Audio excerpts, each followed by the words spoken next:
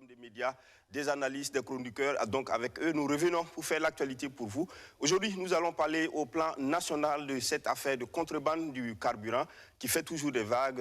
On a assisté donc à des arrestations en continu. Nous allons donc reparler de ce sujet. Et puis, deuxième sujet, nous parlerons du retour, la reprise donc, du dialogue politique entre l'opposition et la majorité qui a eu lieu ce 27 septembre dernier. Nous allons revenir sur certains points saillants, notamment l'élection au suffrage direct des maires désormais. Et puis, nous terminerons au plan africain avec le Mali et la Guinée. En Guinée, c'est l'investiture de Doumbouya, le colonel Doumbouya. Et puis au Mali, c'est toujours l'affaire Wagner qui fait des vagues. Nous allons revenir sur tous ces sujets-là avec mes invités qui sont sur ce plateau. À ma droite, Inoussa Ouedraogo. Inoussa Ouedraogo est journaliste, directeur de publication de Bendre. Merci Inoussa d'être sur ce plateau. Et puis... Ali Mamadou Compaoré est donc journaliste et actuellement enseignant à l'ISTIC. Merci d'être là. Et puis, juste à la gauche de Compaoré, nous avons Évariste Faustin Consebo. Il est lui chroniqueur média, président du Cercle d'éveil, qui est une association de défense des droits de l'homme et premier porte-parole du FORAC, Forum alternatif des citoyens. Merci Évariste d'être là. Et puis, enfin, dernier invité, André-Eugène Ilboudo, directeur de la radio des écoles. Merci à tous de nous prendre en marche. Merci à tous. Nous pouvons donc, dans la seconde partie de cette émission, enregistrez vos interventions, mais déjà vous pouvez appeler sur le numéro pour vous inscrire. On commence ce débat avec... J'ai des chatons dans la gauche là. Alors oui, bien sûr, on va commencer avec tout de suite des sujets qui ont trait à certaines démissions au niveau de nos institutions. On a vu au CSC le président Mathias Tankwano qui a été donc nommé au niveau du MPP, on va dire désigné au MPP, a démissionné. On a vu aussi qu'au niveau du médiateur du FASO, Madame le médiateur Sarah Sérémé a démissionné. Et puis au CES, c'est la nouvelle, c'est la nomination donc, de Saounaba, qui a été un prétendant à la présidence de la CENI. Alors, analyse sur tous ces éléments, c'est valse au niveau de nos institutions. Bon, pour Mathias Tankwano, il rentre au BEN, hein, c'est le Bureau exécutif national du MPP. Donc, pour lui, sa démission à la tête du Conseil supérieur de la communication, CSC, je crois que ça s'imposait. Il l'a fait, je pense que c'était un geste normal et galant, il n'y a pas trop de discussion autour de cela. Par contre, quand on entend la démission de Sarah Sérémé pour convenance personnelle, elle ne dit pas exactement pourquoi elle s'en va. Donc c'est ça sur lesquels on voudrait bien savoir. On l'annonce par-ci, par-là, mais ce n'est que des rumeurs pour le moment. Mais vous vous souviendrez qu'à sa nomination ici sur ce plateau, on avait dit que c'était un peu difficile vu son profil comme médiateur du FASO. Ce n'était pas le profil le plus adapté pour le poste. Bon, donc, elle vient de démissionner pour convenance personnelle. On l'annonce dans certaines institutions. Bon, on attend de voir. Bon, ça ne me... Il n'y a pas de souci. Il n'y avait pas grand-chose pour elle à faire au médiateur du FASO. Je crois qu'elle devait bien s'ennuyer sur ce poste-là. Bon, maintenant, quant à la nomination du Saounaba comme président du Conseil économique et social, bon, ça aussi, il n'y a rien à dire. Il voulait être président de la CENI. Il y a eu beaucoup de réticence à le voir président de la CENI. Bon, au CES, il n'y a pas grand-chose. Il n'y a pas de grands enjeux politique, ici, c'est là. Donc, je pense que c'est un poste qui lui va bien. Et c'est aussi une promesse du président du FASO. Oui, c'est qui avait dit qu'il y a un arrangement qui avait été fait, qu'il avait trouvé un accord, et qu'en septembre, on rencontre... Oui, mais c'est ce que je vous dis. Si le président du FASO le nomme là-bas, il sait très bien qu'au CS, il n'y a pas beaucoup il n'y aura pas beaucoup d'enjeux. La preuve, il n'y a pas beaucoup de bruit autour de cette nomination. Donc le Saounaba va être président du CSC tranquille. Il va remplacer, je crois, le pasteur Napon. C'est ça. Voilà. Donc c'est un poste, c'est important pour conseiller le gouvernement dans un certain nombre, mais il n'y a pas de gros enjeux politiques à ce poste-là. Donc le Saounaba, président du Conseil économique, je ne vois pas quelqu'un s'en prendre à lui. C'est un grand commis de l'État, tout le monde l'a reconnu. Bon, c'était son bonnet et puis sa proximité avec le MPP que les gens discutaient un peu. Bon, mais aujourd'hui, en tant que président du Conseil économique et social, bon, il n'y a pas de souci, il peut bien faire ce boulot, à mon avis. Inoussa, Sarah Sérémé, c'est quand même une grande surprise, non? Bon, rien n'est surprenant finalement dans ce pays. Je pense que c'est vrai, on ne l'a pas vu venir de sitôt, parce qu'elle n'avait pas encore terminé son mandat. Et on ne sait pas pourquoi elle a démissionné. Elle a indiqué que c'est pour convenance personnelle. Est-ce que c'est parce que le poste en lui-même ne plaisait plus à Dame Sérémé? Est-ce que c'est parce qu'il y a des propositions plus alléchantes? Ou est-ce que véritablement il y a problème dans la maison? On ne saurait le dire parce que peut-être que les jours à venir nous diront beaucoup plus sur les raisons ou le pourquoi de cette démission de Sarah Sérémé. Pour ce qui concerne Mathias Tankwano, je pense que Mamadou Compaoré l'a indiqué, c'était tout à fait normal. Et pour les SAO également, c'était un arrangement politique. Pour moi, c'est ce qui est dommage en fait. Si nos institutions deviennent des lieux où on case des amis, des copains, où on fait des arrangements, là, ça devient problématique. Moi, j'aurais aimé voir cette nomination venir comme ça. Mais quand ça vient après qu'il y ait eu beaucoup de tensions, beaucoup de problèmes au niveau de la CENI, ça veut dire en fait qu'il débarque là-bas juste à la suite d'arrangements et c'est un peu déplorable. Mais l'un dans l'autre, le plus important pour ceux qui sont partis, c'est de faire le bilan de ce qu'ils ont pu apporter dans ces institutions-là et de dégager des perspectives, de tirer des leçons afin donc que ceux qui vont les remplacer à ces postes-là puissent être encore plus dynamiques et plus utiles pour le pays. Merci André Jeune. Moi, j'ai une autre analyse de toutes ces démissions et de tous ces départs. D'abord, pour le président du CSC, moi, le théâtre d'homme ne m'a pas plu.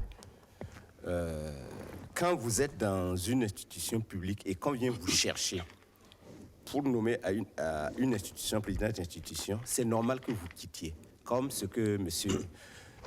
Luc Adolphe Thiaw avait fait à l'époque. Il était dans le parti majoritaire, on l'a nommé président du CSC, il a rendu cette démission pour dire... Mais je ne comprends pas qu'en étant président d'institution, on vienne vous chercher pour être membre d'un parti politique. Ça veut dire que même en étant président d'institution, vous avez continué nuitamment à faire partie de ce camp politique. Donc, moi, je n'ai pas compris cette façon de faire. Parce qu'une fois que vous êtes dans une institution comme le CSC, les amarres devraient être coupées et larguées. Vous ne devrez plus vous entendre. Or là... C'est une nomination, non, une désignation non. Qui pourrait être aussi une évolution de la carrière de la personne. Non, mais ça nous montre qu'il n'était pas parti. Parce que si on est allé le chercher, ça veut dire qu'il était peu ou prou, il faisait quelque chose dans les environs. C'est ça qui me gêne un petit peu. Le contraire ne me gêne pas, mais cette façon de faire, moi, je n'ai pas compris. Pour Dame Sarah Sérémé, je peux vous dire que ce n'est pas la première fois qu'elle a voulu démissionner. Elle a voulu démissionner bien avant. Du médiateur du FASO. Du médiateur du FASO. Parce que quand vous êtes une institution république comme médiateur du FASO, ça veut dire que vous devez avoir du poids pour demander à l'administration d'exécuter une certaine façon, certaines décisions que l'administration prend du temps à mettre en place. Or, ici, elle a des dossiers. Et elle part voir les ministres, elle écrit aux ministres pour dire voilà ce qu'on vous demande de faire, mais vous prenez du temps à faire. Et ça ne vient pas. Elle dit mais attendez, si vous m'aviez nommé comme médiateur et que je ne peux pas régler les problèmes pour lesquels je suis nommé, mieux vaut partir. Et vous savez aussi qu'elle n'est pas très, très éloignée du président du FASO. Donc quand même, si elle se dit, mais si... Donc elle est partie pour échec alors non, je veux dire, si elle ne peut pas faire le travail pour lequel elle a été nommée, mais mieux vaut quitter la table avant qu'elle ne soit desservie. Donc je crois que... Alors, est-ce que ça voudrait dire que madame la médiateur du FASO, l'ex-médiateur maintenant, oui. Sarah Sérémé est partie parce que elle n'arrivait pas justement en tout cas, c'est en partie, faire bouger en partie, je sens que la dame avait de la frustration à ne pas pouvoir accomplir exactement ce pourquoi elle était nommée. Bon, maintenant, le poste du médiateur du FASO, le poste du président de la CENI, on en reviendra, le poste du CSC, le poste du président d'institution est lié à la seule et bonne volonté du président du FASO, qui nomme qui il veut, sans demander quoi que ce soit. D'ailleurs, c'est les postes comme ça. Donc, bon, la personne a démissionné. S'il plaît au président du FASO de la nommer quelque part, il n'y a rien à dire, il n'y a rien à demander. C'est lui qui a les postes. Je voulais ajouter quelque chose à ce que Eugène a dit. Mais Mathias Tankwano, avant de devenir président du Conseil économique et social, il a quitté la présidence pour aller. Donc, il n'était pas au MPP. Voilà. Voilà, Donc, il n'y avait pas de... Mais on aurait cru qu'une fois qu'il a quitté la présidence du FASO, pour aller à un poste aussi stratégique que le président du CSC, où on dit qu'il doit être neutre pour aider les médias à demeurer neutre et impartial, j'avais cru qu'à ce poste-là, la personne était impartiale. Or, on peut revenir en arrière. Est-ce qu'un acte qui n'est pas lié, à partir du moment où on n'est plus au CSC, la trajectoire qu'on prend n'a rien à voir avec ce qu'on a pu être, forcément. Aujourd'hui, il était à la tête d'une institution, il demande à aller dans un parti politique, on ne peut pas lui retoquer qu'il a des relations. C'est très bien que les trois postes d'institution là viennent au même moment. Pour le Sao-Naba, c'est clair que ceux qui ont fait du Lififi, pour qu'on ne nomme pas le Sao à la CENI, ne connaissent rien du théâtre d'ombre des institutions. Ça veut dire que vous pouvez parler en haut, mais ce qui se joue en bas, vous ne savez pas.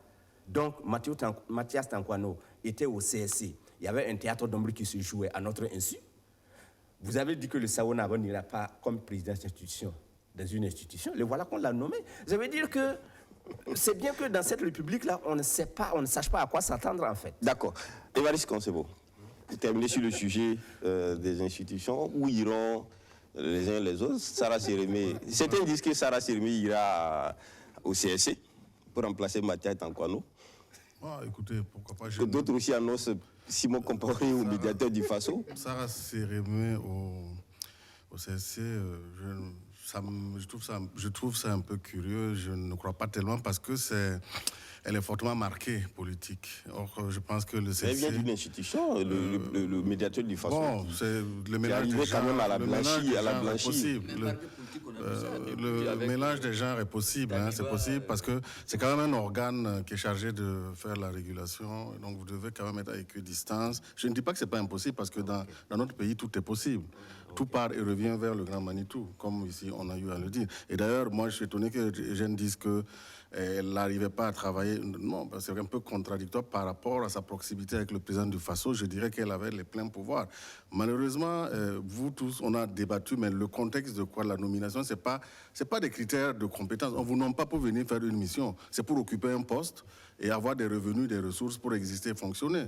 Je suis désolé. Et maintenant, là où c'est vrai que je suis d'accord avec Ali, il n'y a pas d'enjeu au CSC, mais c'est grave parce que le CSC, ça devait être un think tank. Le CES, c'est un think tank où on réfléchit sur les problèmes, les problématiques de développement de notre pays. Or, on va aller caser quelqu'un qui va venir s'asseoir pour s'assurer assurer ses arrières et puis c'est tout. Donc, mais c'est pas typiquement burkinabé, c'est africain. C'est le contexte africain qui le veut. Alors, parce que les Africains... Quelle l'hypothèse selon laquelle Simon Compaoré pourrait aller au médiateur du FASO? Cette hypothèse, je me demande si la personne de M. Compaoré accepterait.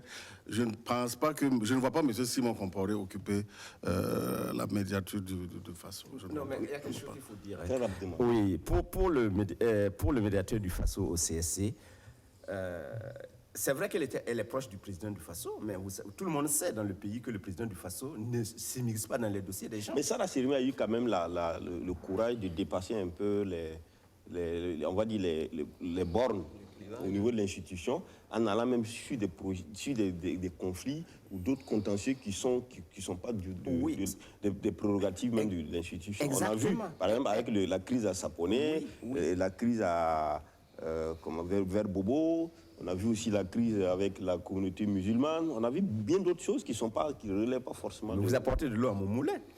Tous les succès de Mme Sérémé sont en dehors de l'administration publique. Ce n'est pas dans les ministères. Or, le médiateur du FASO est un recours pour l'administrer vis-à-vis de l'administration. Or, tous ces succès qu'elle a engrangés, c'est en dehors de l'administration publique. Ça veut dire qu'on lui mettait des bâtons dans les roues pour qu'elle agisse dans l'administration publique. Et c'est ça qui est frustrant. Or, c'est son mandat premier. Donc, elle ne pouvait pas agir.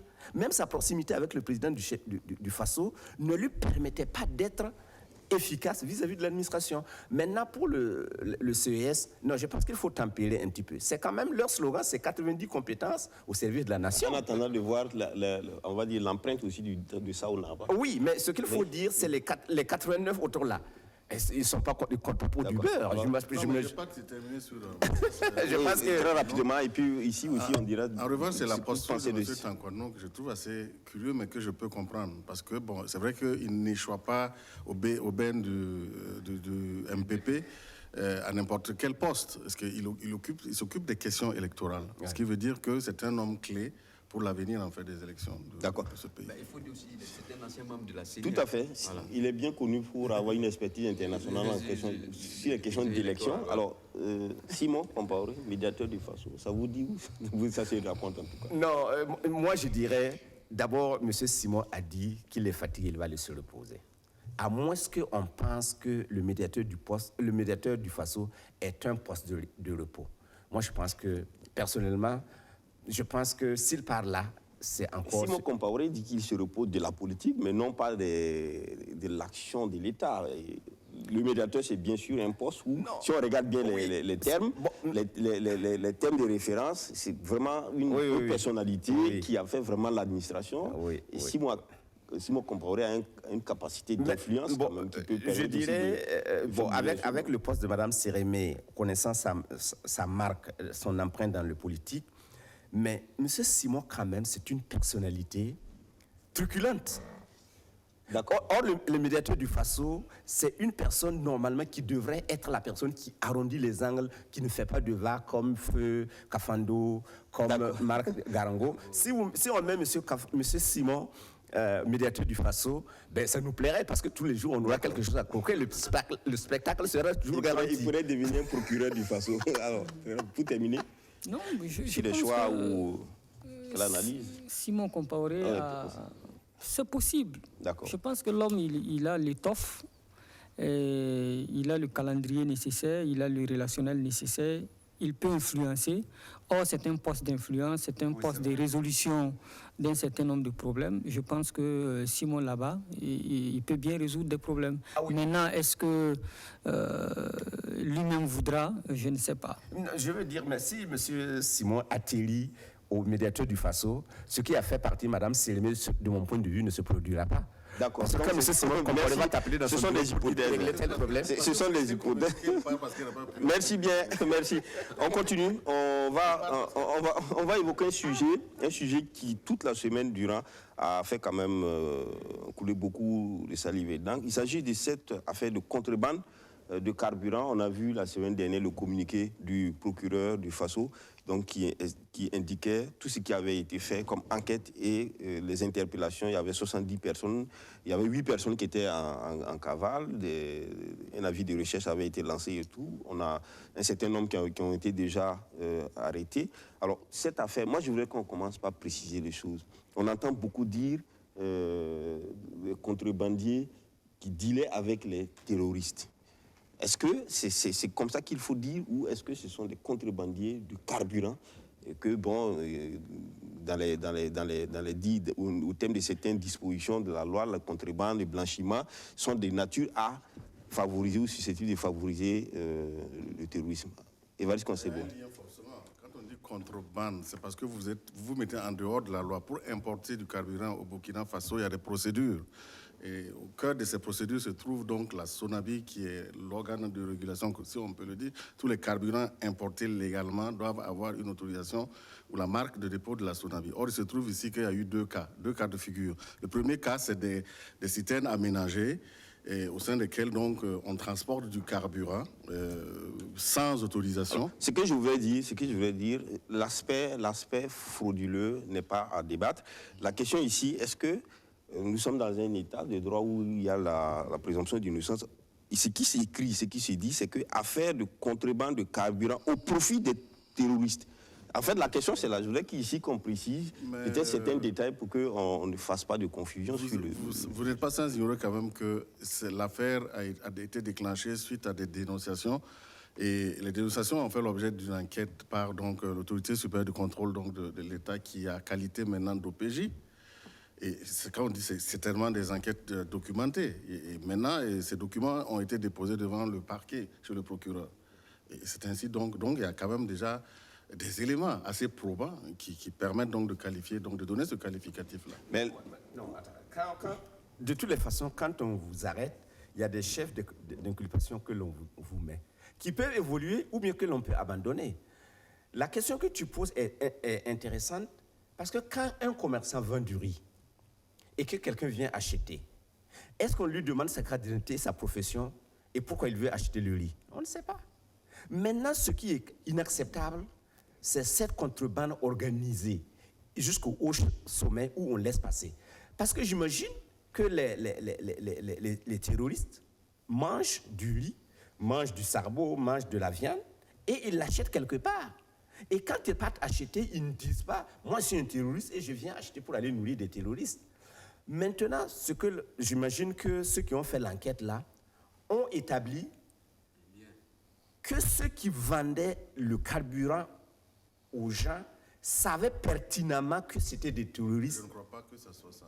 Alors, moi, je vais lire justement ce que le procureur du Faso a eu à dire dans son communiqué. Et il a dit ceci: l'enquête ouverte des chefs de contrebande aggravée, blanchiment de capitaux, corruption, à l'effet d'élucider les faits mentionnés par le dénonciateur, etc. Donc voici les chefs d'accusation. Et plus loin, il dit ceci: l'enquête ouverte des chefs de contrebande, blanchiment des capitaux, de corruption, conformément aux articles sont cités. Et les articles, il y a un article qui est relatif à la lutte contre le blanchiment des capitaux et le financement du terrorisme. Et il finit pour dire que l'enquête suit toujours son cours, les interpellations, etc. Et que cela a pour conséquence, ce sont des infractions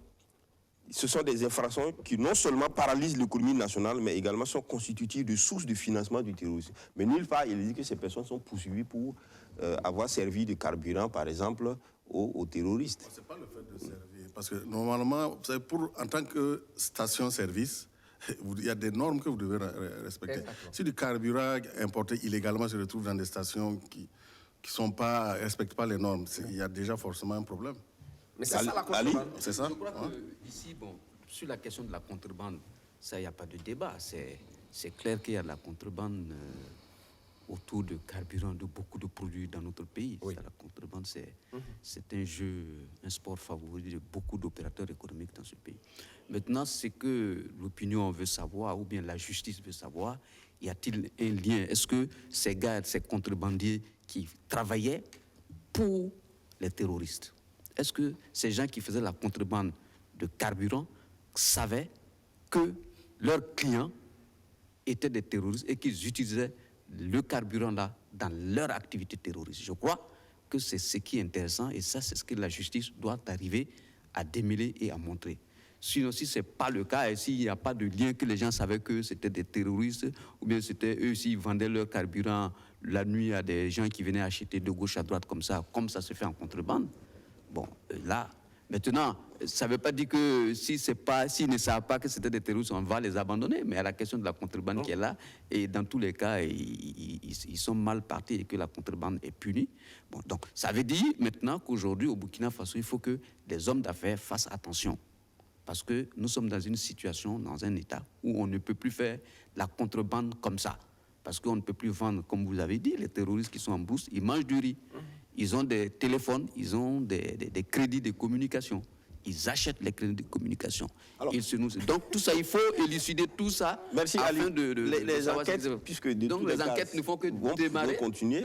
La question ici, c'était de dire, est-ce que, en tant qu'homme des médias, est-ce qu'on peut dire contrebande de carburant au profit du groupe terroriste, comme c'est affirmé un peu partout dans les médias? Moi, je n'irai pas jusque-là. Est-ce que quand c'est dit comme ça, vous pensez que c'est vraiment ça? Parce que le communiqué du procureur fait mention de contrebande qui est susceptible, on le sait toujours. Voilà. Mais c'est ce que nous sommes en train de dire.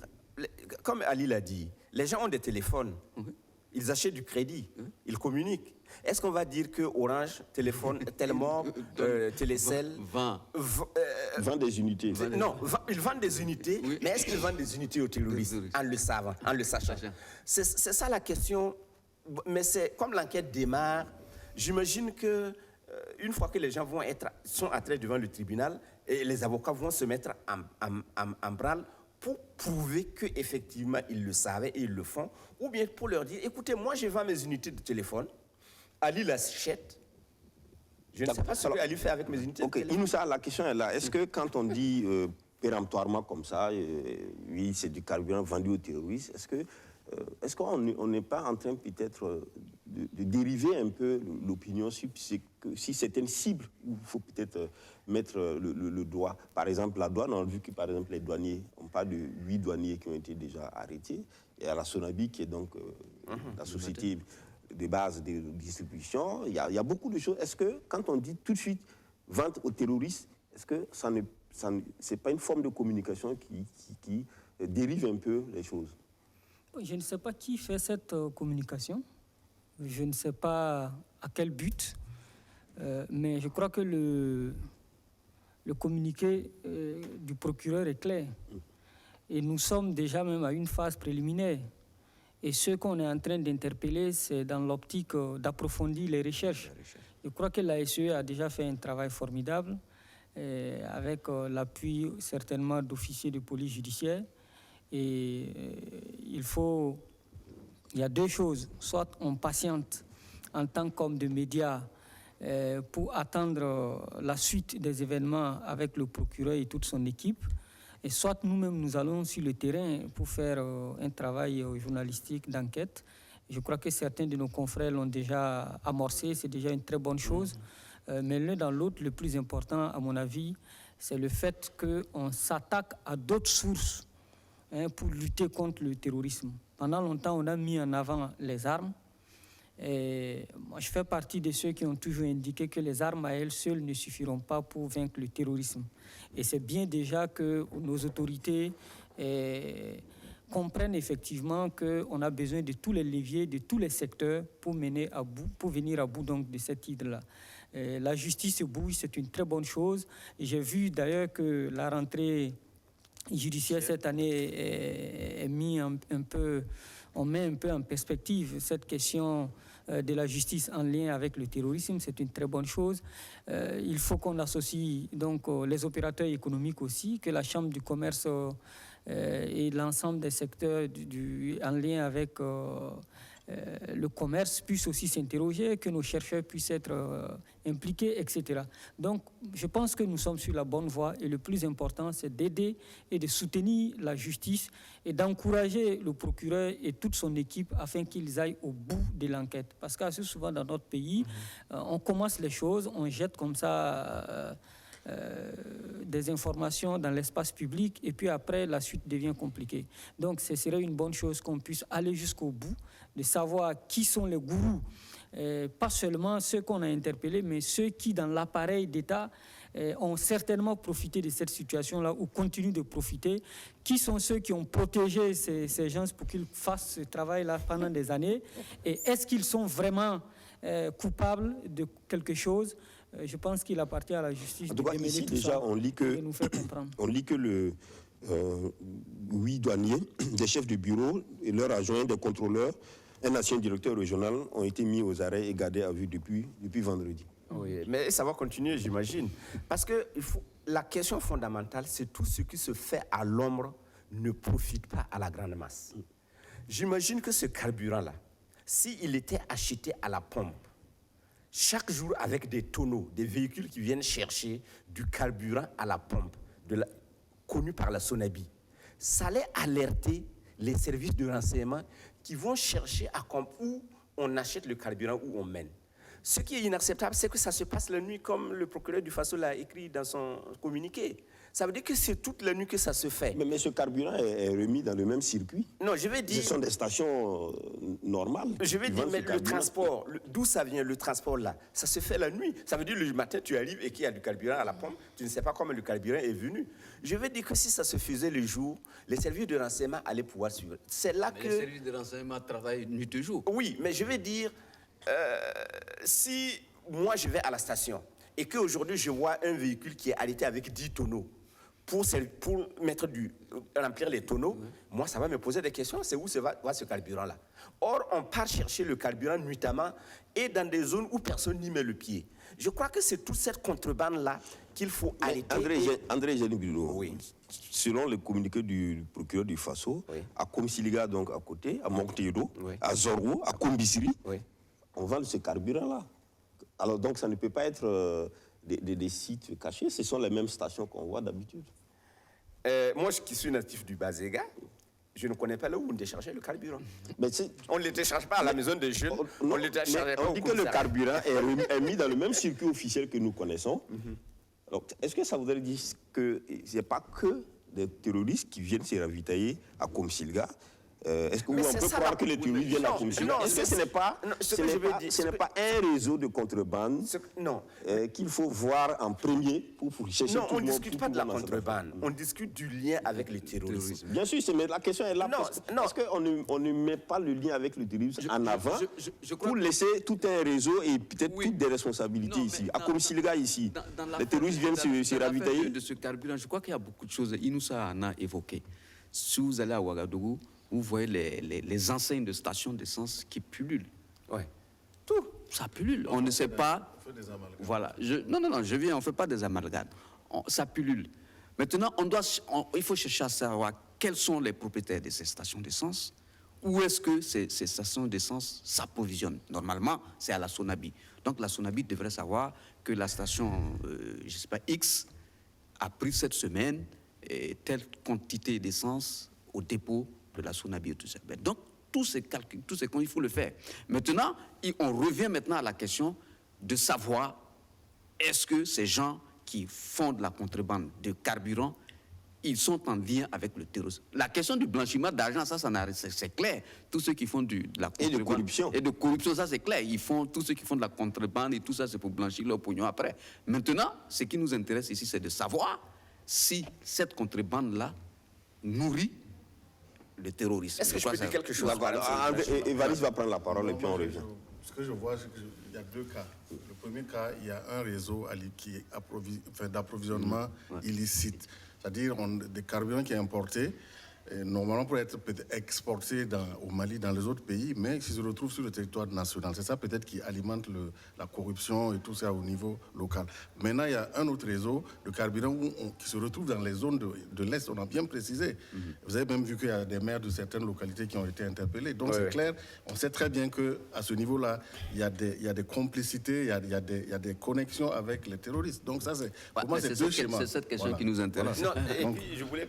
Maintenant, en fait, ce que là, je veux dire, là, c'est vrai, on est là, on discute sur le carburant. Mais c'est vrai, le président, le chef de l'État l'a répété à l'occasion de la rentrée judiciaire. Il y a beaucoup de textes au Burkina pour lutter contre ces trucs. Le délit d'apparence, par exemple. Mais on n'actionne pas. D'accord. André, je veux dire quelque chose rapidement. Oui, pour la contrebande, on parle du carburant, hein. Mais j'imagine qu'un jour on va parler de la contrebande des motos. Voilà. J'imagine qu'on va parler. Parce que les terroristes sont des motos. Non, je vais dire que si le procureur là lève le lièvre là, mais il va voir qu'il y a 1000 lièvres qui fourmillent dans la forêt, hein, et il va avoir du boulot. Maintenant, je voulais même parler du blanchiment d'argent. Comment les gens blanchissent leur argent? Vous avez une station qui s'appelle André Eugène, je prends pour mon nom. Comment je fais? J'ouvre un compte à la banque au nom de André Eugène, la société d'essence André Eugène. Les fraudeurs, les contrebandiers viennent acheter mon carburant nuitamment la nuit, ils me donnent de l'argent et je pars au nom de ma station le verser à la banque. Et c'est propre. Et c'est propre. C'est ça le blanchiment d'argent. Or, si on suivait les traces, on va savoir que peut-être que la station elle-même ne peut pas venir verser 20 millions dans un compte parce qu'on sait que le jour-là, il n'a pas 20 millions, il n'a pas vendu 20 millions d'essence. Ouais, c'est ce que j'ai dit. Étant donné que la Sonabi connaît la quantité d'essence. Mais oui, alors on va continuer. Mais on a dit que la Sonabi, là, il y a des gens qui vont... On attend toujours, il y a la douane, mais dans le communiqué, il dit aussi qu'il y a des postes de police, de gendarmerie, et même la Sonabi. Aujourd'hui, on s'étonne un peu qu'au niveau de la Sonabi, il puisse exister vraiment cette contrebande-là à échelle et que la Sonabi soit là depuis des années. depuis des années, et puis bon, ça ne lui fait rien, ce chiffre d'affaires ne périclite pas, il n'a pas de problème. Est-ce que quand même, il y a quelque chose qui cloche, non? Bon, on ne va pas faire le procès de la Sonabi ici. Non, bien sûr, on essaie de discuter de tous les éléments. S'il y a des éléments précis contre la Sonabi, on les sortira, ça c'est clair.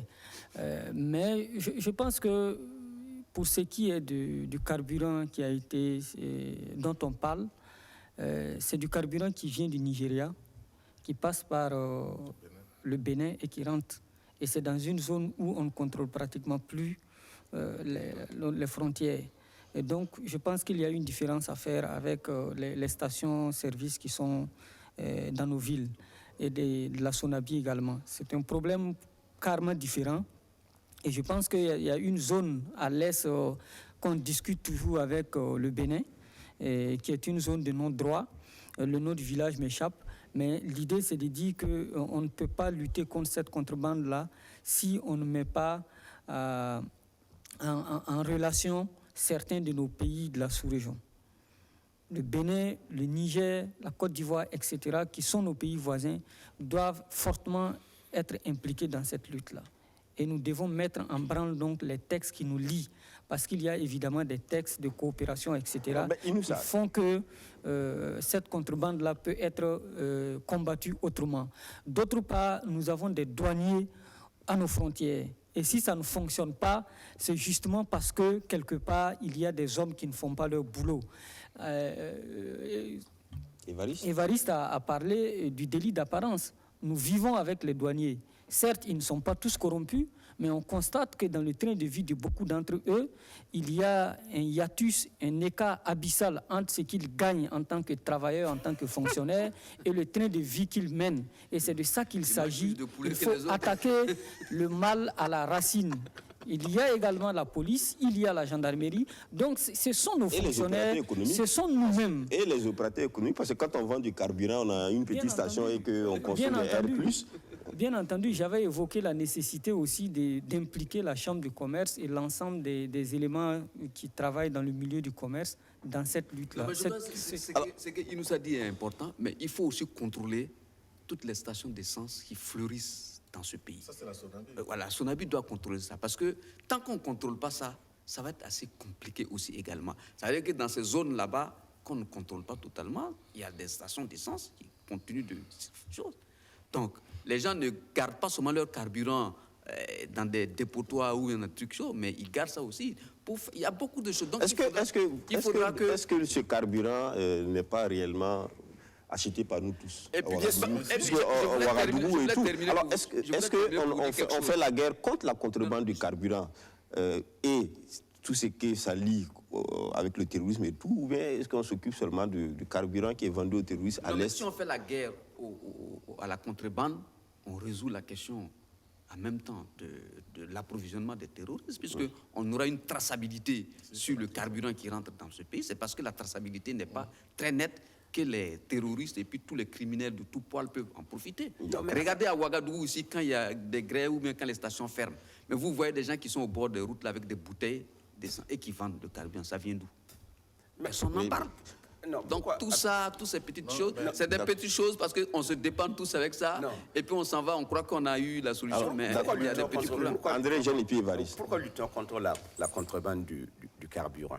Parce que quand vous achetez 1 litre d'essence à la station, à la pompe, pour le vrai carburant, peut-être qu'il y a 15 ou 20 francs qui reviennent à l'État pour pouvoir nous permettre de construire une route, pour pouvoir acheter les vivres de la cantine scolaire ou bien des cahiers pour les élèves.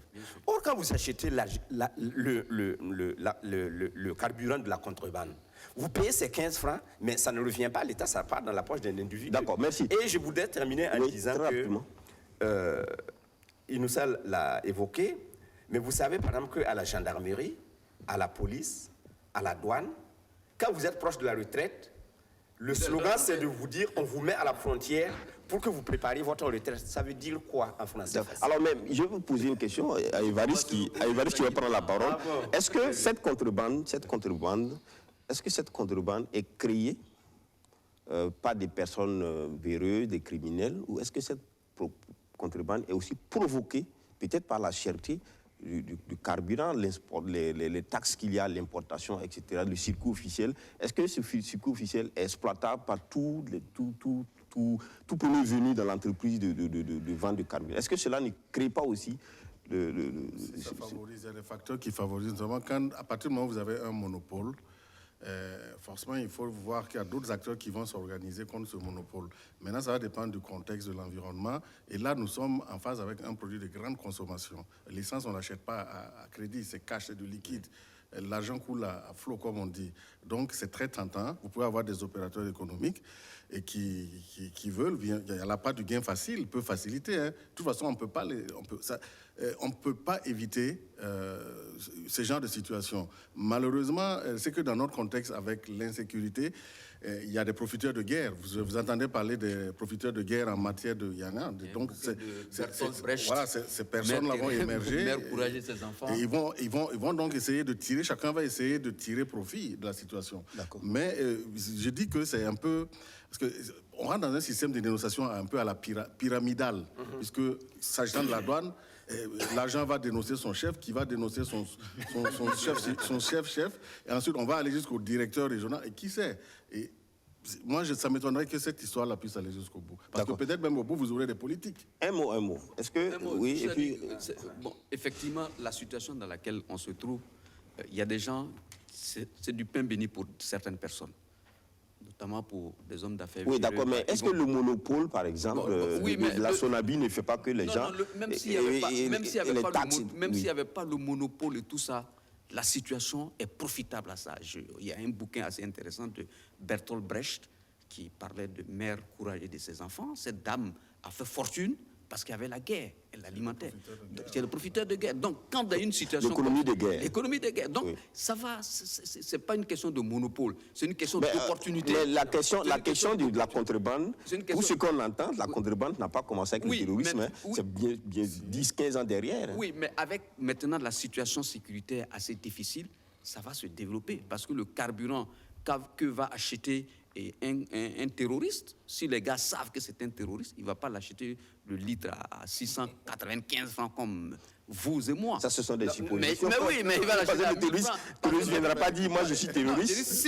Je dis, dans le cas où ils savent qu'ils vendent ça à un terroriste, hypothèse. Dans le cas où ils savent qu'ils vendent à un terroriste, c'est beaucoup plus cher. Pas une station, parce que comme si le gars où ça connaît dans une station, si le terroriste doit venir, il paye comme tout le monde. Et je l'ai dit tout à l'heure qu'on voyait des gens qui venaient avec leur... Ça, tout le monde le voit. Tu vas à une station, tu vois un camion qui est arrêté, il y a des bidons, là-bas, le gars te met le carburant. On ne sait pas. Tous ces petits trucs-là. D'accord.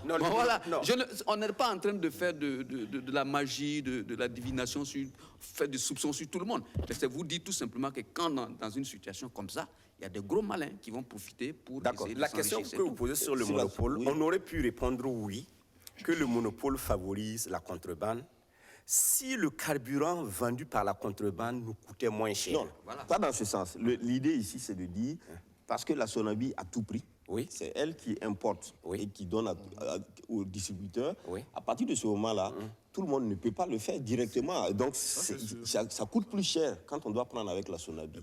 Et il y a des taxes, par exemple. Alors que si on part au Nigeria par soi-même pour prendre son carburant et qu'on vient le revendre comme on part à Dubaï pour prendre des articles, on le fait soi-même son prix, il est bien moins cher. Mais si la Sonabi, qui a le monopole, apprend que quelqu'un casse son monopole, il doit porter plainte contre cette personne. Parce que c'est lui celui qui a le droit de vendre le monopole. Justement, c'est de ce droit-là qu'on discute. Est-ce que ce droit-là... Non, ce droit, c'est là que je dirais que ça va profiter à augmenter la contrebande si ceux qui achetaient le carburant au Nigeria directement venaient le vendre moins cher, à 300 francs le litre contre 615 francs le litre à la station.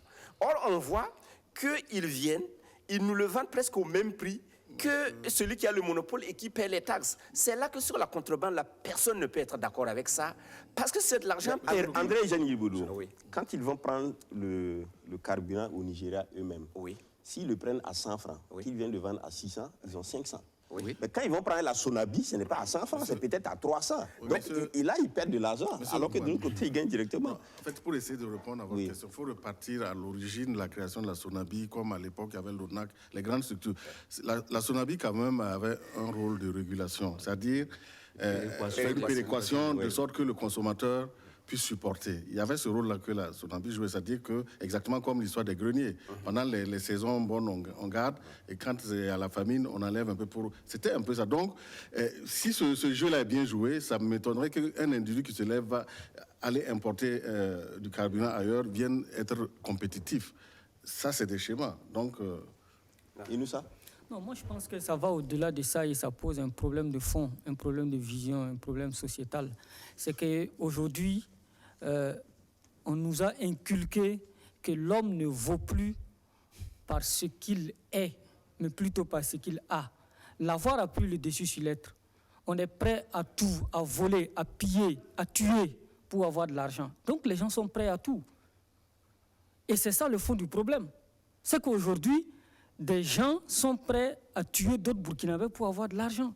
Des gens sont prêts à toute forme de contrebande pour avoir de l'argent, c'est tout. Donc, toutes ces théories qu'on développe, oui, c'est la Sonabi, oui, non, les gens cherchent l'argent. C'est l'État qui protège les gens, non? Voilà pourquoi je parle de problème de vision. Si au plus haut niveau, on pille, on vole, pourquoi des gens en bas ne se diront pas qu'ils ont aussi le droit de piller et de voler? Je ne suis pas en train de justifier le fait que des gens fassent de la contrebande, mais je dis que c'est un problème global et que nous devons le résoudre de façon globale. Et quand il y aura une vision qui nous montre qu'on ne doit pas et on ne peut pas avoir l'argent à tout prix et que quand on le fait, on va être puni, quel que soit le niveau qu'on occupe dans la société, en ce moment, on diminuera ce genre de préoccupations. Merci pour cette intervention bien morale. Hein. Voilà. On va parler de dialogue politique maintenant. C'est un dialogue qui avait été interrompu, on l'a vu tous, et qui a repris récemment, le 27 septembre dernier. Le président chef de l'État a présidé la clôture de ces travaux. On peut noter que c'était les sujets sur lesquels les deux parties ont discuté. C'est notamment la révision du code électoral à minima concernant le vote, les modalités d'élection des conseillers municipaux et des maires, et qui devait être maintenant le suffrage universel, donc direct. Et puis c'était aussi la réconciliation nationale et puis la sécurité. Alors, sur la question du vote direct, du suffrage direct, universel direct, cela est un consensus, sauf maintenant sur le timing d'application. Pour l'opposition, il faut attendre 2027 et pour la majorité, il faut aller maintenant. Alors, question, Évariste Concebo. Moi, je me suis posé la question pour savoir ce qui a bien pu motiver l'opposition à ne pas se caler sur la date de 2022 qui est immédiate. D'autant plus que cette question, en fait, d'instabilité des maires, qui était liée au mode donc, de leur élection, a beaucoup fait souffrir des zones et des populations. Parce que quand une commune se met en crise, les pouvoirs communaux n'arrivent plus à travailler, il n'y a pas de projet de développement et les populations en pâtissent. Donc j'avoue que je n'ai pas bien compris pourquoi est-ce que l'opposition ne pouvait pas se caler sur 2022 qui est immédiat, quoi. Donc je ne sais pas quel est le calendrier, quoi. André Eugène, l'opposition est moins démocratique que la majorité sur ce coup-là. Non, ils ont été d'accord pour le suffrage universel. Mais rappelez-vous quand même que c'est de l'opposition. S'ils disent encore qu'ils sont d'accord avec le calendrier, il n'y a plus d'opposition. Or, l'opposition... Non, mais on a un dialogue politique où on retrouve des consensus. Oui. Où chacun a son marron du feu. Si partout ils ont le consensus, il n'y a plus d'opposition. Or, l'opposition est là quand même pour dire que je suis l'opposition. Même si je vois que la feuille est blanche, donc c'est pas principe. Je dis qu'elle est noire, par principe. Parce que, Évariste fait bien de poser la question. Qu'est-ce qui fait que vous êtes d'accord sur le vote universel pendant que c'est le timing? Quel est l'argument qu'il donne par rapport au timing? Par rapport au timing, vous savez très bien que pour les politiciens, le temps, c'est aussi un élément avec lequel ils jouent. Ils se disent en 2022, est-ce qu'ils jaugent leur pouvoir, leur capacité, leur potentialité à gagner ou à perdre. Ils se disent en allant en 2022, donc dans quelques mois, on n'est pas sûr d'avoir le maximum de mairies que nous voulons. Non, alors qu'en allant en 2027, ça nous permet de... Il ne faut pas oublier aussi que ces partis de l'opposition, beaucoup de partis sont en crise actuellement. La question que donc, ce n'est pas toujours une question de principe notre position de principe. Moi, c'est aussi une question de stratégie aussi. Non, pour avoir... c'est là que je voulais en venir. Ce n'est pas terminé. Merci. La question que je voulais poser, c'est qu'est-ce qui prouve qu'en 2027, ils vont avoir les meilleurs hommes qu'en 2022? Parce que la question de l'élection universelle, c'est l'équation personnelle de la personne qui est... Le suffrage universel. Le suffrage universel. C'est la question... C'est l'équation personnelle. Les gens vont élire une personne qui dit si c'est lui qui est à la tête de notre mairie, nous savons que ça va progresser.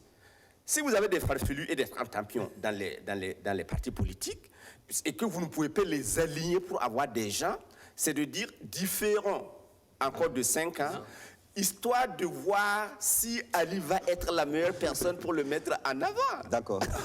Je pense que sur ce point, c'est leur stratégie aussi également qu'il faut intégrer dans la... Sur le principe aujourd'hui d'élire les maires par le suffrage universel, est-ce que ça a une plus-value à ça aujourd'hui?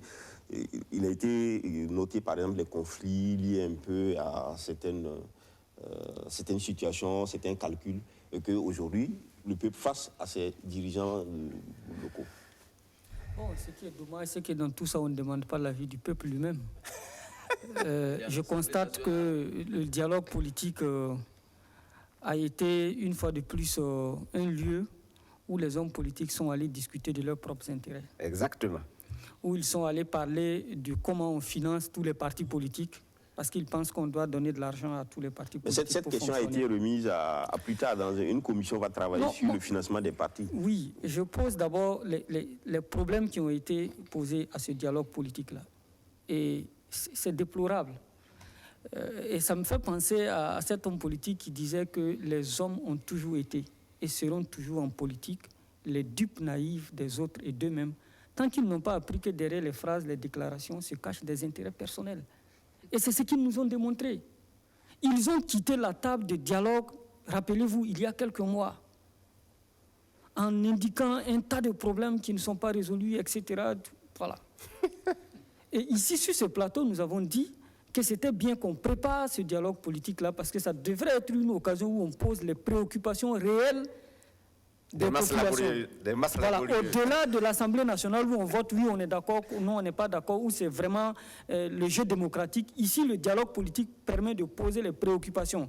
Ils avaient posé la question sécuritaire, qui est certes une préoccupation, mais là, j'étais surpris de voir qu'ils ont dit que tout va bien, ils sont contents. Mais est-ce que quand l'opposition, c'est quand même les représentants, nous sommes dans une démocratie représentative et non populaire, est-ce que quand l'opposition, qui est censée avoir quand même ses militants, donc une partie du peuple avec lui, la majorité également, quand ils se retrouvent pour discuter, est-ce que ce type de débat-là, est-ce qu'on peut l'ouvrir à tout le...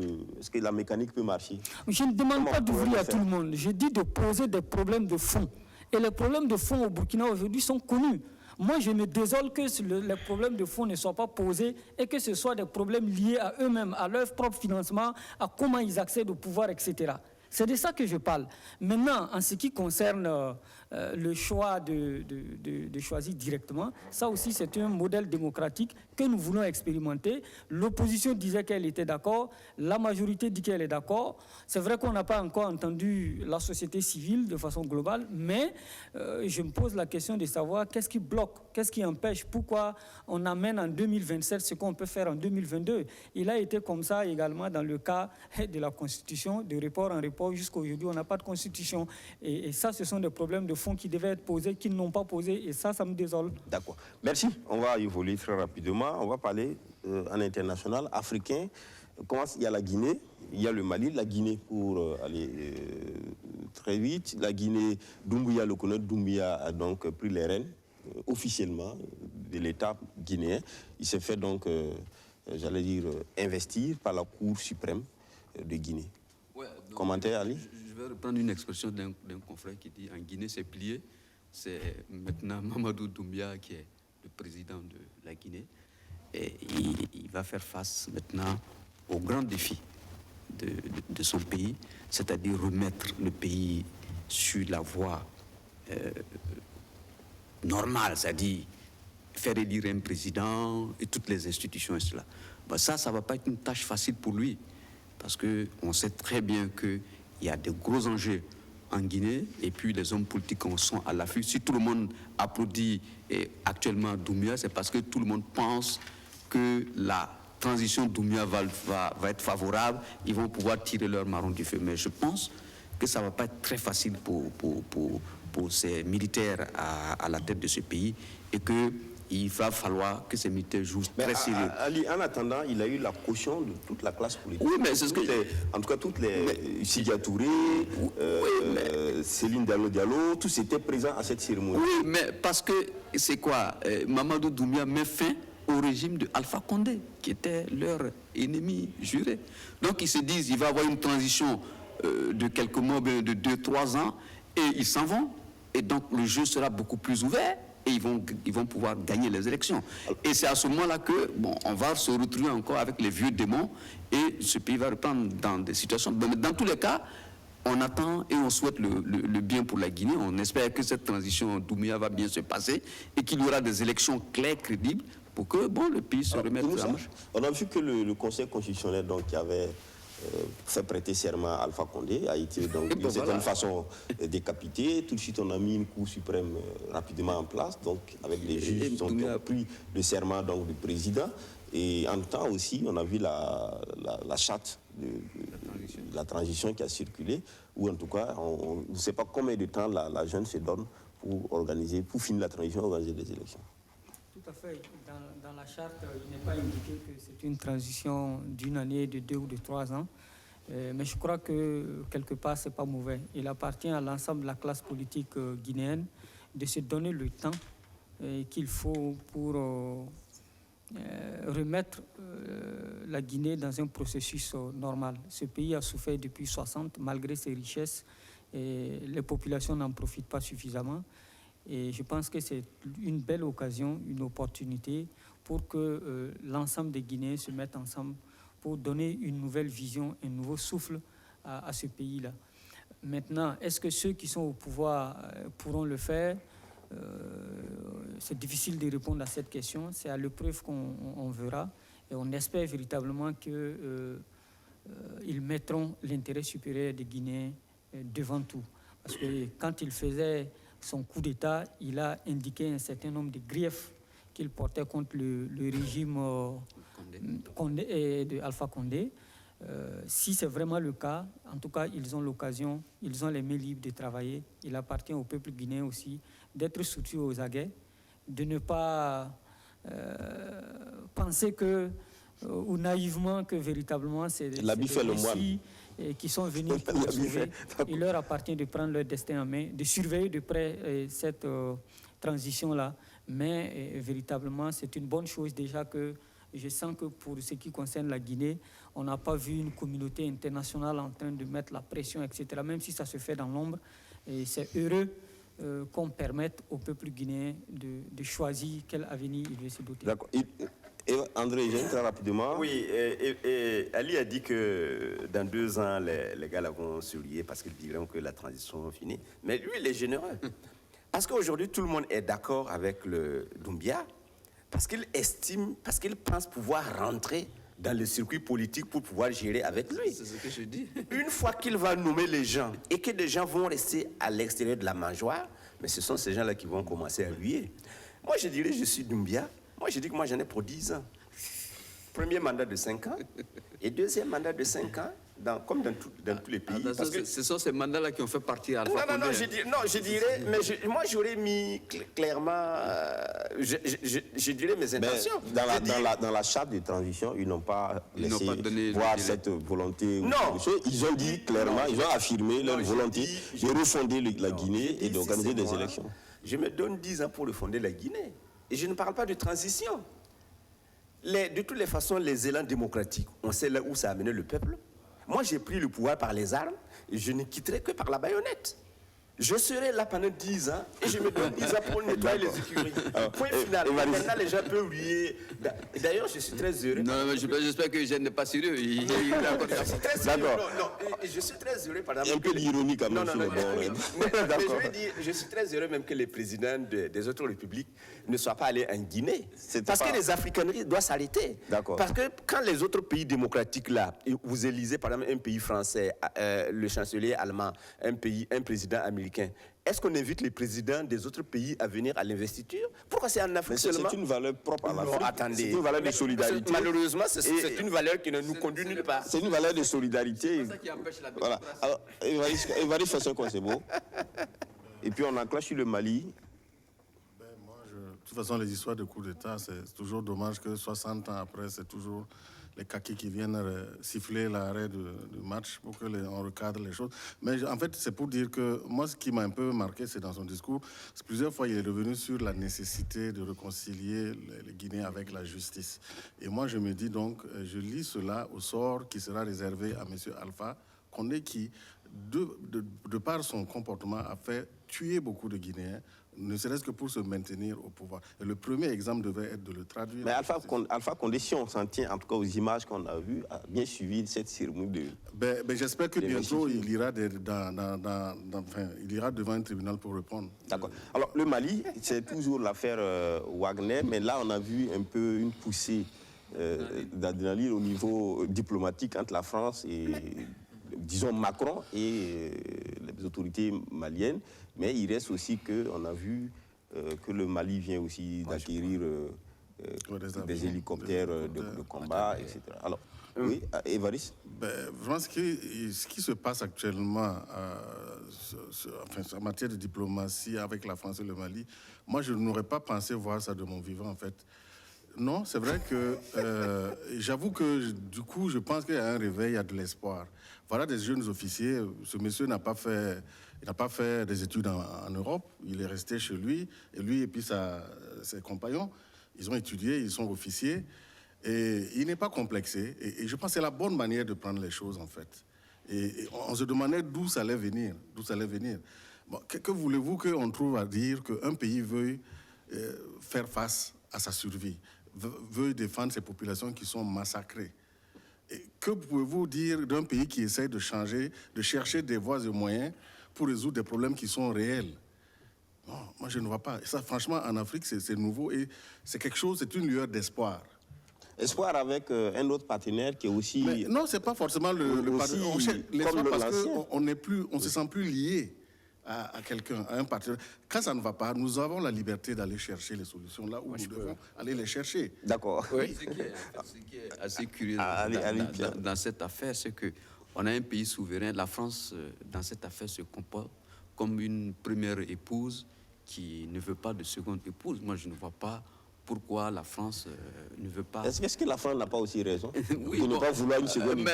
Si elle est là depuis 1960, oui, mais si elle ne donne pas... Elle a investi énormément pour l'éducation, pour l'eau et le développement. Elle ne donne plus trop de satisfaction. Si elle a du mal à chauffer de l'eau le matin pour monsieur, bon, il y a des raisons, ça pour rigoler. Mais c'est pour dire tout simplement que les Maliens ont besoin de quelque chose. Ils ont besoin de sécurité. Ils estiment pas que ce que la France leur a apporté est moindre, mais ils pensent qu'une autre aide, autre que celle de la France, pourrait aider à rétablir l'État dans son entièreté et à retrouver toute la sérénité, trouver de la sécurité. Oui, mais la question, c'est la solution, la solution Wagner. La solution Wagner, parce que c'est ça la question. Est-ce qu'en allant chercher, non pas l'État russe, oui, mais c'est que moi, un groupe privé... Mais ce que moi, je ne comprends pas, qu'est-ce que ce groupe privé-là... Ce groupe privé ne vient pas combattre les éléments de Français qui sont là-bas, ou les éléments de Barkhane. Non. Ce groupe privé vient travailler à côté des FAMA, de l'armée malienne. Mais il n'y a pas que la France, parce qu'il y a aussi les États africains qui il y a sont les pas États africains, mais il y a le Mali, il y a le Niger, il y a le Burkina Faso qui ne se plaignent pas, alors que ce sont les pays frontaliers du Mali qui regarde ce qui se passe là-bas. Et je pense que lorsqu'on a discuté la première fois de cette affaire ici, moi j'avais dit qu'il fallait que le Burkina Faso et le Niger jettent un coup d'œil quand même par rapport à l'arrivée de Wagner. Mais ce n'était pas pour dire aux Maliens, vous n'avez pas le droit mais c'est de savoir quelle est sa mission, quelles sont ses limites et son action. Est-ce que l'action de Wagner sur le terrain, sur le Mali, peut avoir des répercussions dangereuse au Burkina Faso et tout ça. Sinon, ce n'est pas pour dire aux Maliens, vous n'avez pas le droit de diversifier vos sources. La question aujourd'hui, c'est celle-là. Il faut laisser aux Maliens de choisir. Certains disent, voici des militaires qui ont fait un coup d'État, qui sont arrivés au pouvoir, qui devraient normalement avoir une solution militaire endogène et qui trouvent le moyen d'aller donc s'acheter les services, s'attacher les services d'un groupe de mercenaires russes pour pouvoir faire le travail que eux-mêmes, logiquement, en tant qu'opérationnels, auraient pu, en l'interne, trouver les moyens.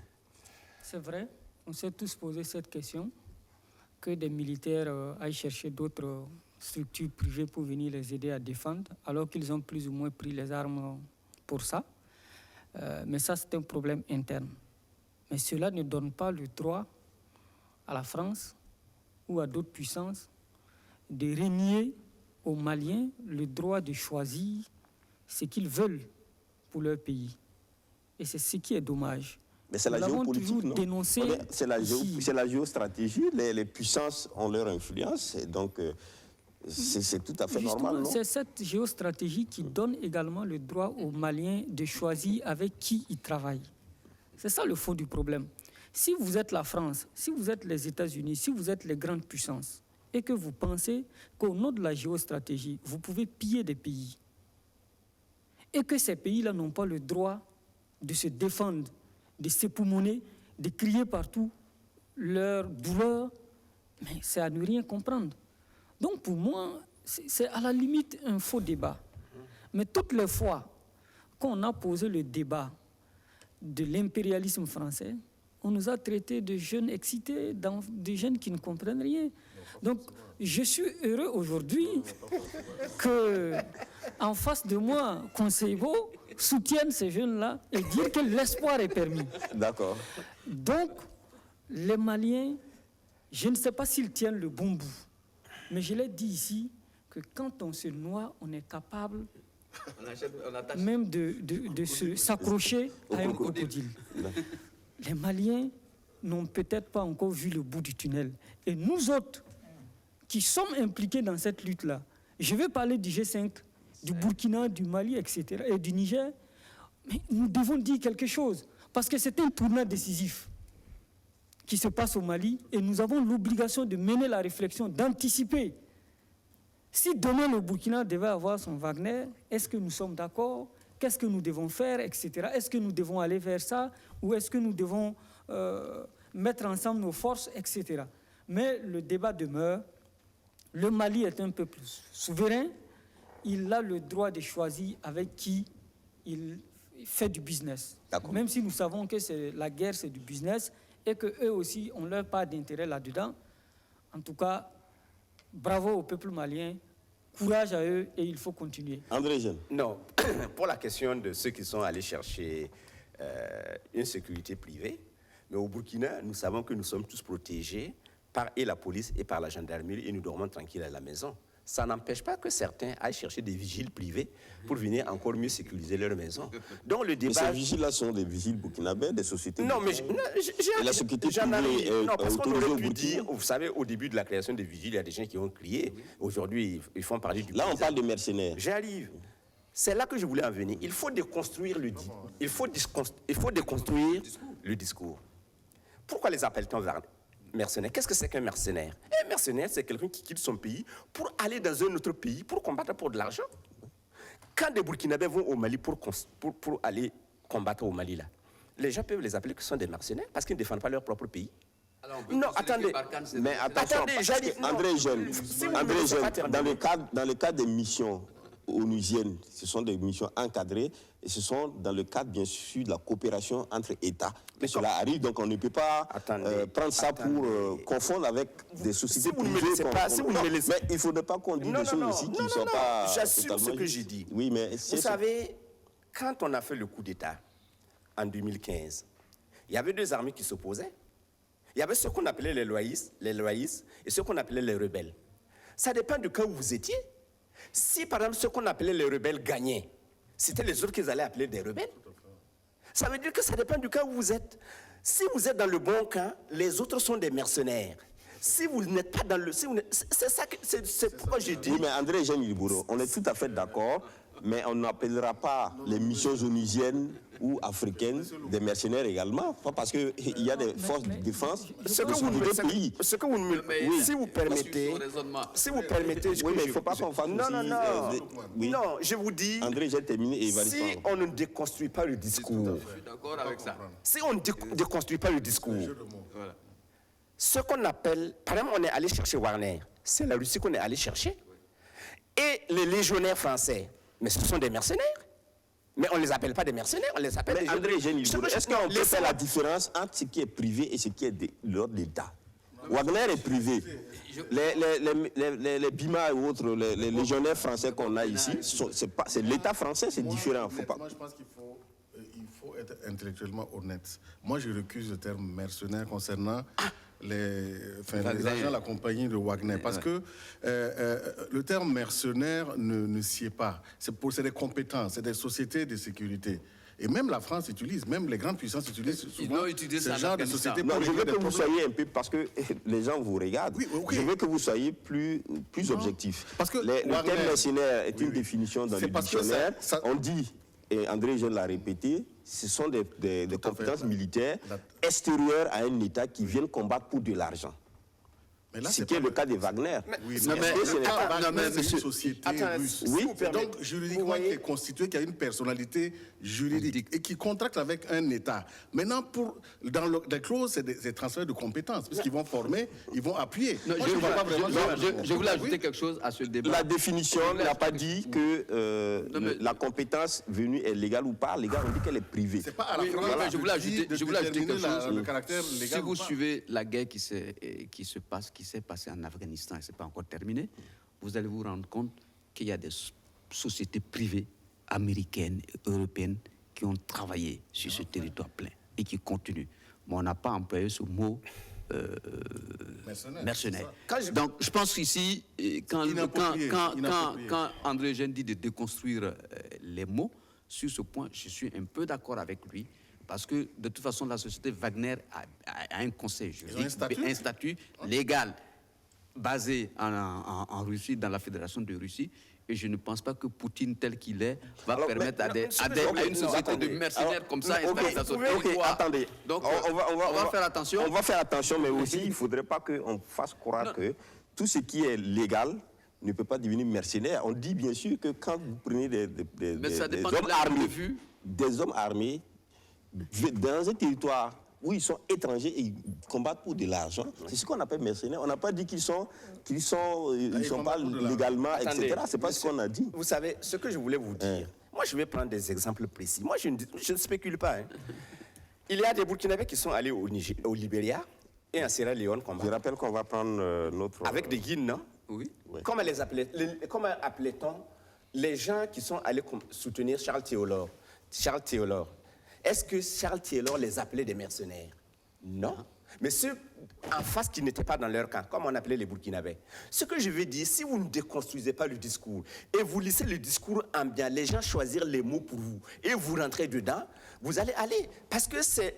Attendez, parce qu'on met les pays ensemble et on envoie leurs soldats et on leur donne un nom d'une force parallèle. On ne dit pas que ce sont des mercenaires, pendant que les autres qui viennent... Non, André Jeune, merci pour cette définition, mais on ne va pas appeler les missions onusiennes, les éléments de mission des mercenaires. Moi, allons-y, Inoussa. En fait, qui les appelle mercenaires?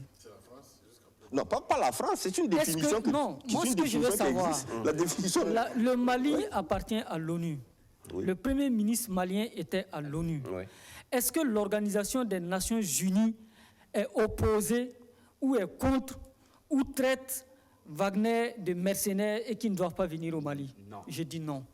Est-ce que l'Union africaine, à laquelle appartient le Mali, est contre la venue de Wagner en les traitant de mercenaires? Non. Est-ce que la CEDEAO, à laquelle appartient le Mali, est contre la venue de Wagner? Est-ce que le G5 Sahel est contre? Est-ce que les voisins du Mali sont contre? Est-ce que le peuple malien est contre? Est-ce que le gouvernement malien est contre? C'est ça les questions de fond. Maintenant que la France n'est pas d'accord... Merci. Vous en faites peut-être une question franco-française. Je viens seulement pour dire que, tel que André Jeune l'a dit au départ, le mercenaire, c'est un militaire qui vient dans un État qui est étranger et qui combat pour de l'argent. Donc ici, c'est sur cette définition-là qu'on parle. Voilà, maintenant pour les autres... Le plus important, ce n'est pas les mots et leur définition. Ce sont les missions. Quelle est la mission de Wagner au Mali? Est-ce que c'est d'aider le peuple malien à sortir de l'insécurité? Est-ce que c'est d'aider les femmes à se renforcer et à monter en puissance? Est-ce que c'est de combattre la France?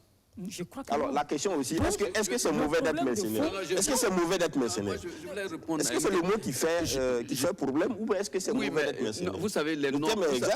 Vous savez, les noms, quand je dis de déconstruire, ce sont les missions. quand je dis de déconstruire, il a raison. Les mots ont un sens. Quand vous dites que je suis un militaire, un soldat, je me bats, et que je suis un mercenaire, c'est pas la même chose. Voilà. Donc, voilà. Et voilà. Ce n'est même pas dans l'imaginaire populaire. Oui, mais un mercenaire est une entité reconnue. Je veux dire. Est-ce que c'est un problème que ce soit des mercenaires? Je vais ajouter, on ne va pas faire des trucs de sémantique autour, on ne s'en sortira pas. Voilà. Mais ce que moi je voulais dire par rapport à cette affaire, c'est on a évoqué la question de géopolitique. On va prendre notre premier téléspectateur, M. Seydou Ouedraogo, qui appelle de Ouagadougou, bien sûr, sur la reprise du dialogue politique. Oui, bonjour M. Doukman et bonjour à l'ensemble des invités. Bonjour à vous.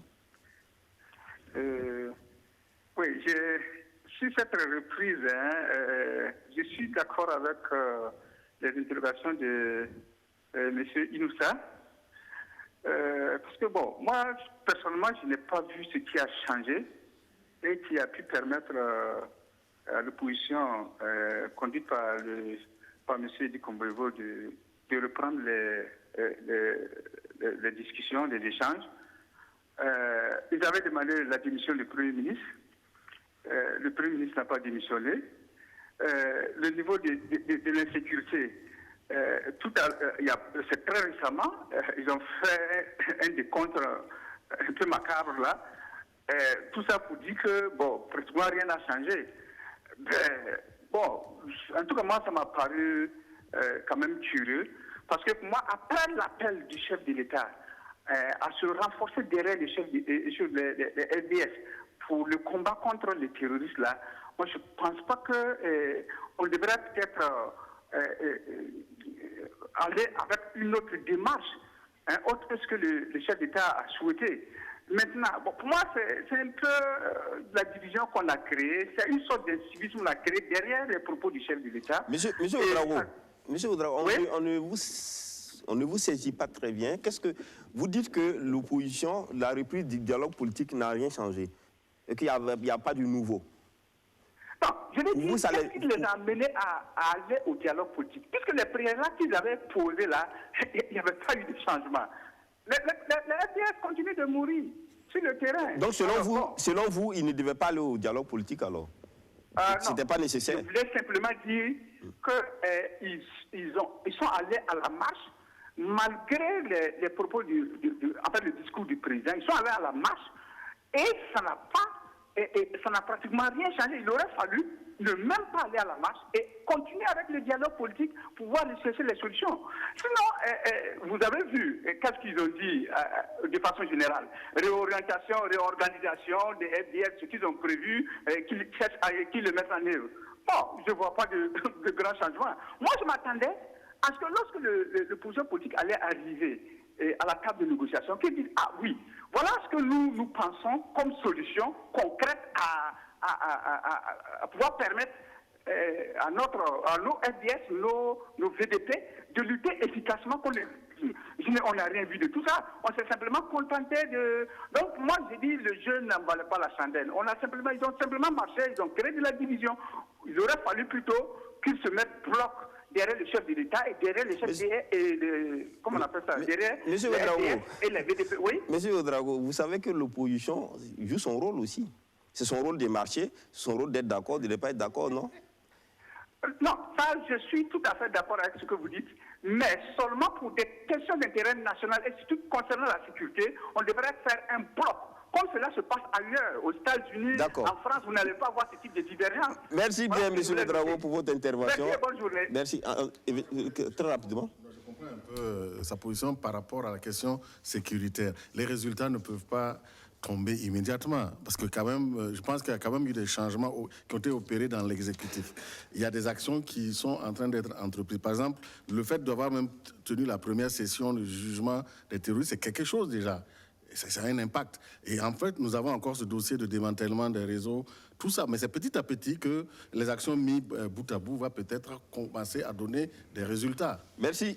On va s'arrêter là, au thème de l'émission. Oui. L'émission, c'est maintenant très vite. Avec bien sûr le débat. On commençait à... Du mercenaire ou pas du mercenaire. Merci à tous de nous avoir suivis et merci à mes invités sur ce plateau. J'étais donc avec Mamadou Ali Compaoré, qui est journaliste et enseignant à l'ISTIC. Merci Mamadou Ali Compaoré. Inoussa Ouedraogo, directeur de publication de Bendré. Merci Inoussa d'être passé sur ce plateau. Et puis André-Eugène Ilboudo, directeur de la radio des écoles. Enfin, dernier invité, Évariste Faustin Concebo, il est chroniqueur média, le président du Cercle d'éveil, qui est une association de défense des droits de l'homme. On se donne rendez-vous la semaine prochaine pour un autre numéro de Presse Éco, si Dieu le veut.